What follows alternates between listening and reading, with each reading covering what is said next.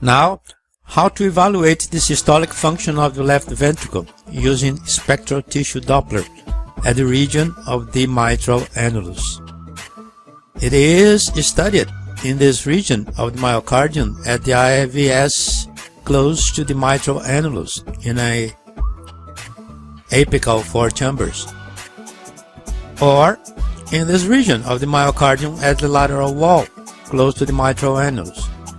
As you know, the spectral tissue Doppler is the same kind of Doppler used for blood flow studies, except that it has a filter that only shows the low velocities of the walls and not the high velocities of the blood flow.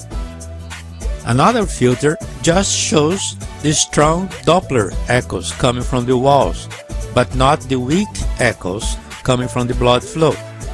In other words, it demonstrates very well the velocity and direction of the movement of the left ventricle walls, but not of the blood flow. What we studied as a spectral tissue Doppler is the velocity of this region toward the left ventricular apex, or better yet, toward the transducer at the apex. During systole, the basal area of the left ventricle is pulled by the ventricular contraction in the apical direction. Then we see a positive velocity in the tracing going up at the transducer direction, the S' wave. It reaches a maximal velocity and then it decreases its velocity until it stops and begins to relax. This relaxation brings the annulus back to where it was before in two negative waves, the E' and the A', which we are going to study in the lectures about diastolic dysfunction. We are going to analyze the amplitude of the S' wave. It has some relation with the systolic function of the left ventricle.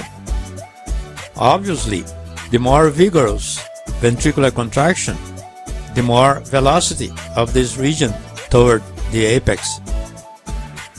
As we saw, it usually is more often analyzed in this region of the lateral wall, and the aspect is the same.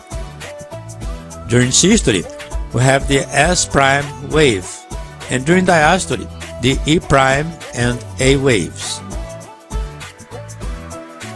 Always remember that the velocities are different if analyzed here at the lateral wall or there at the IVS.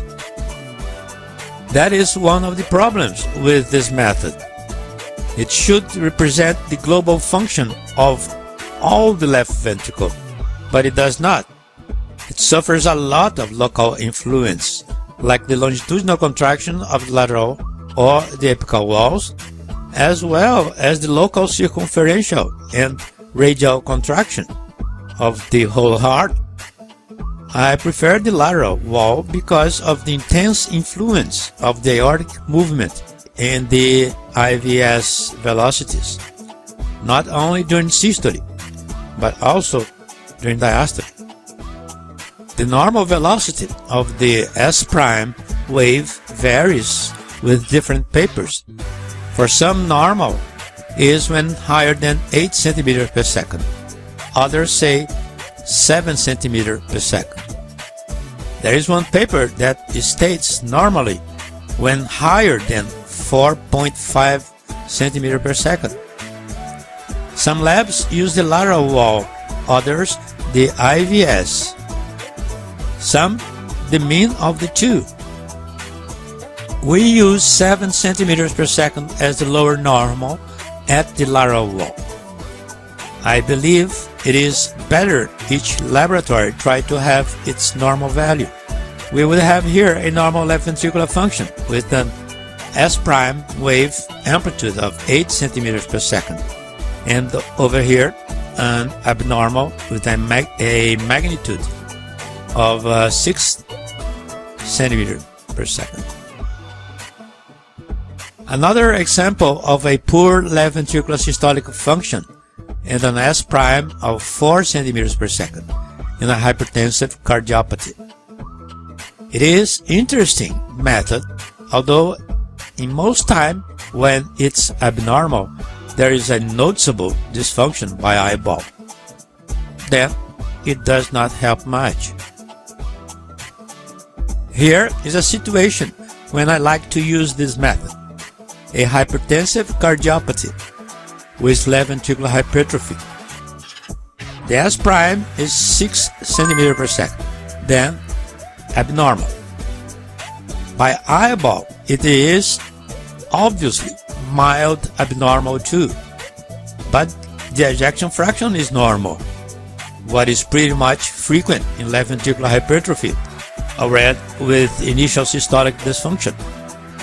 Look here that the diastolic and systolic diameters are already dilated. So, finding an abnormal spectral tissue Doppler is not going to change my mind about the decreased left ventricular function. But at least there is a number to defy another value of the ejection fraction for those who only believe in numbers.